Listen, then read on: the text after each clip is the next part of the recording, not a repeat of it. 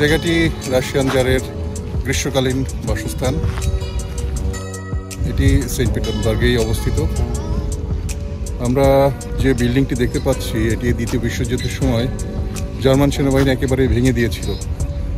1714 সালে এই ভবনটি নির্মাণ করা হয়। নির্মাণ করেছিলেন তৎকালীন প্রথম জার পিটার দ্য গ্রেট। তারপর এটা দ্বিতীয় বিশ্বযুদ্ধের সময় যেহেতু ভেঙে দিয়েছিল, কিন্তু পরবর্তীতে রাশিয়ানরা এটাকে সেই আগের নির্মাণ বা আগের স্ট্রাকচার অনুযায়ী সেটাকে আবার তারা নির্মাণ করেছেন। অসাধারণ নির্মাণ শৈলী রাশিয়ান জারদের এই গ্রীষ্মকালীন যে বাসস্থান।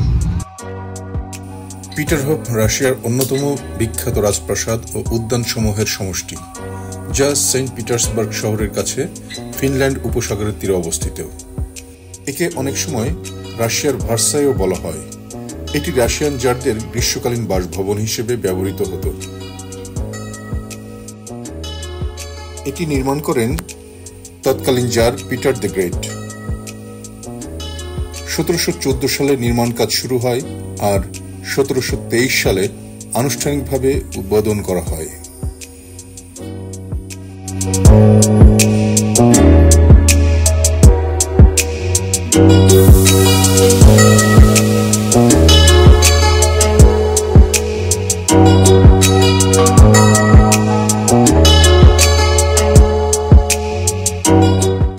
এখানে প্রায় 150টিরও বেশি ফোয়ারা ও 4টি প্রধান জলপ্রপাত রয়েছে।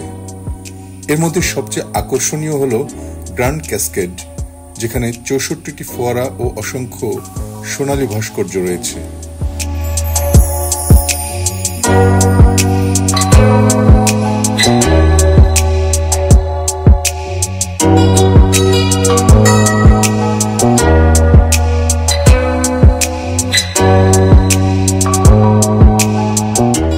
এখানে পানি প্রবাহিত হয় কোনো মেশিন ছাড়াই, কেবল প্রাকৃতিক চাপ ব্যবস্থার মাধ্যমে।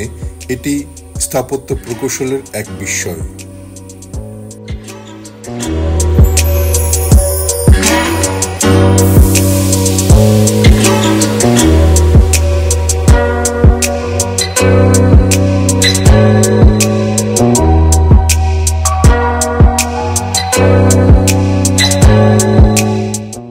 ইউরোপীয় ধাঁচে সাজানো এই উদ্যানগুলো ফোয়ারা, ভাস্কর্য ও ফুলের সমারোহে ভরপুর। দ্বিতীয় বিশ্বযুদ্ধের সময় 1941 থেকে 1944 সাল পর্যন্ত জার্মান সেনারা পিটারহফ মারাত্মকভাবে ধ্বংস করে। যুদ্ধের পর পুনর্নির্মাণ করা হয় এবং আজ এটি আগের জৌলুস ফিরে পেয়েছে।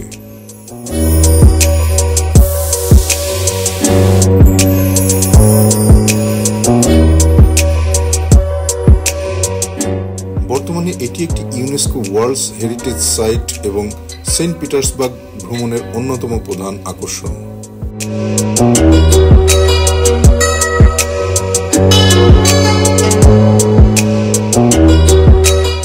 বসন্ত ও গ্রীষ্মকালে সাধারণত মে থেকে সেপ্টেম্বর মাস পর্যন্ত ফোয়ারাগুলো সচল থাকে।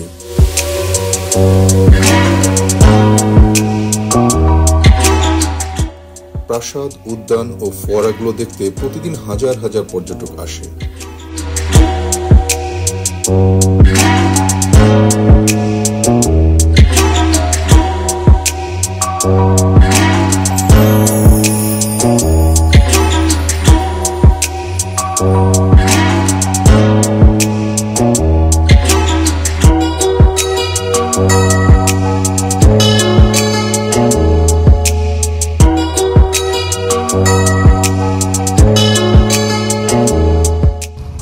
অসাধারণ নির্মাণ শৈলী রাশিয়ান জারদের এই গ্রীষ্মকালীন যে বাসস্থান।